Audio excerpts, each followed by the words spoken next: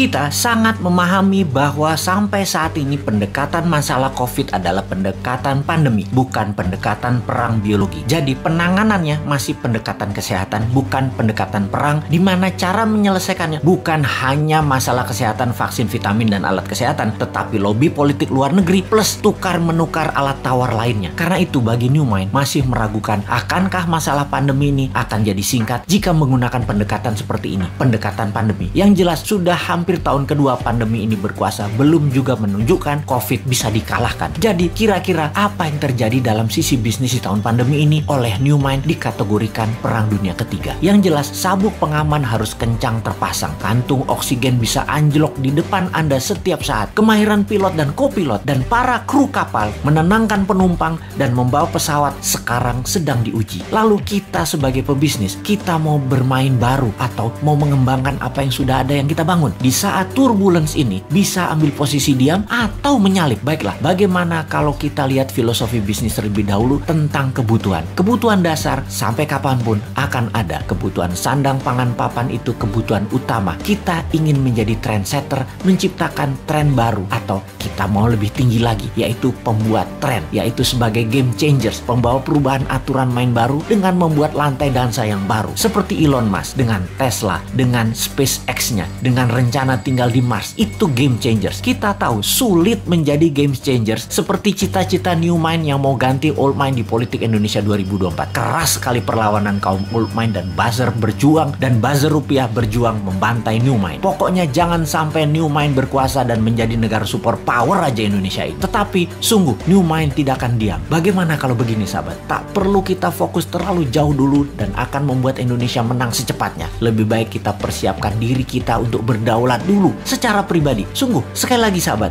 kita yakin dan meyakini bahwa New Mind pasti menang di 2024. Ini sebuah kepastian. Di tahun 2030 Indonesia 3 besar dunia. Ini kepastian. Di tahun 2045 Indonesia negara superpower. Itu suatu kepastian dengan syarat semua sahabat berdaulat secara ekonomi sekarang. Jadi saya sangat menyarankan dengan satu batu dua target kena, yaitu Anda pintar, Anda paham, Anda makmur, dan bisa membantu sesama. Sahabat, jika Anda membeli video narasi Bosman Sadar Kaya Advance atau Road to Billionaire atau keduanya, maka di masa pandemi ini Anda bisa belajar merubah mindset dan memiliki bekal ilmu baru untuk sarana sukses Anda. Dan tak kalah penting, keuntungan penjualannya adalah untuk rumah yatim Indonesia yang di masa pandemi ini berat perjuangannya kalau sendirian. Sahabat, terima kasih atas keputusan Anda untuk belajar, membeli, dan membantu sesama. Salam hormat dari kami.